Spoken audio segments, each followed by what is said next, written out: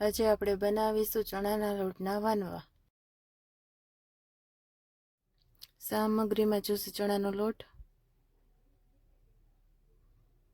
સ્વાદ પ્રમાણે મીઠું, હળદર, હિંગ, મોણમાં નાખવાનું તેલ, અજમો, લોટ બાંધવા માટે પાણી.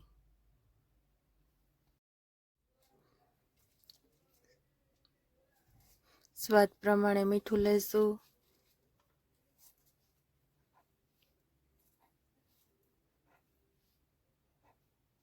હળદર લઈશું આપણે,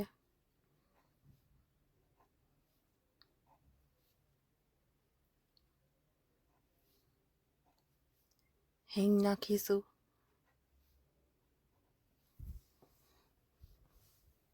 એમાં તેલ નાખીશું,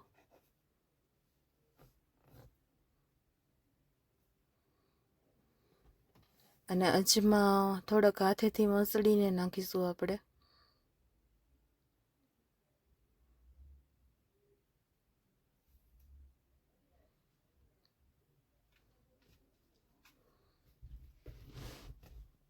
બધા જ મસાલા આપણે સરખા મિક્સ કરી લેવાના છે.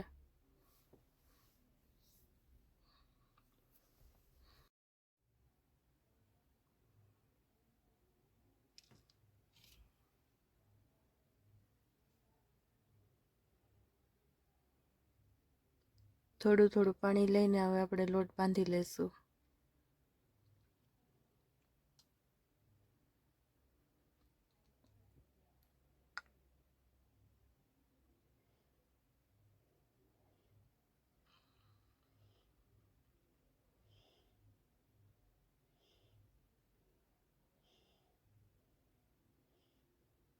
અને થોડો કોરો લોટ લીધો છે, મારા હાથમાં ચોંટી ગયો છે લોટ એટલે. પણ આની જગ્યાએ આપણે તેલ પણ લઈ શકીએ છીએ. આપણે થોડું તેલ પણ હાથમાં લઈ લઈએ છીએ કે આપણા હાથમાં ચોંટે નહીં. તેલ લગાવીને સરખો આપણે લોટ મસળી લેશું. લોટ આપણે સરખો મસળવાનો છે કે આપણા લુવા સરખા બને ને સારી પૂરી બને એમ.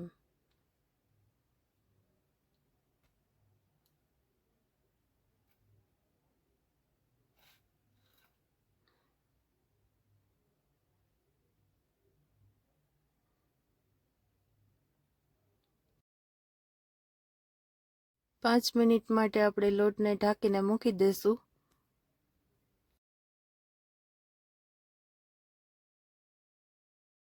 પાંચ મિનિટ આપણે લોટ ઢાંકીને મૂકી દીધો હતો, તો હવે સરસ તૈયાર થઈ ગયો છે. હવે પૂરી વણવા માટે તૈયાર છે. આપણે હવે પૂરી વણી લેશું. સરસ લોટ તૈયાર થઈ ગયો છે.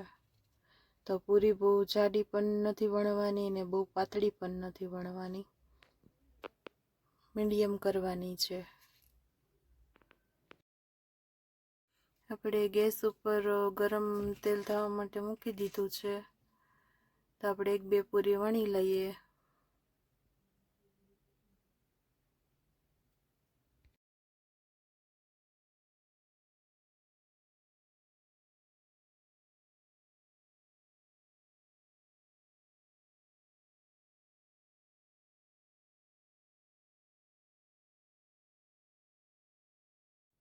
આપણે વણીને પૂરી તૈયાર કરી લીધી છે.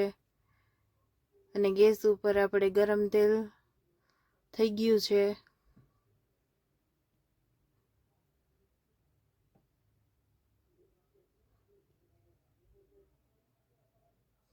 આપણે પૂરી તળી લઈએ.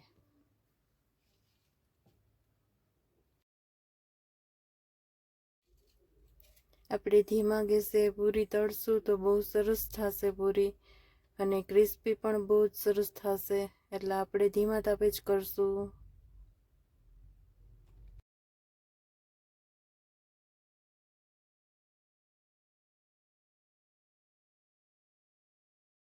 આપણા ચણાના લોટના વાનવા બહુ સરસ ક્રિસ્પી અને સરસ તૈયાર થઈ ગયા છે.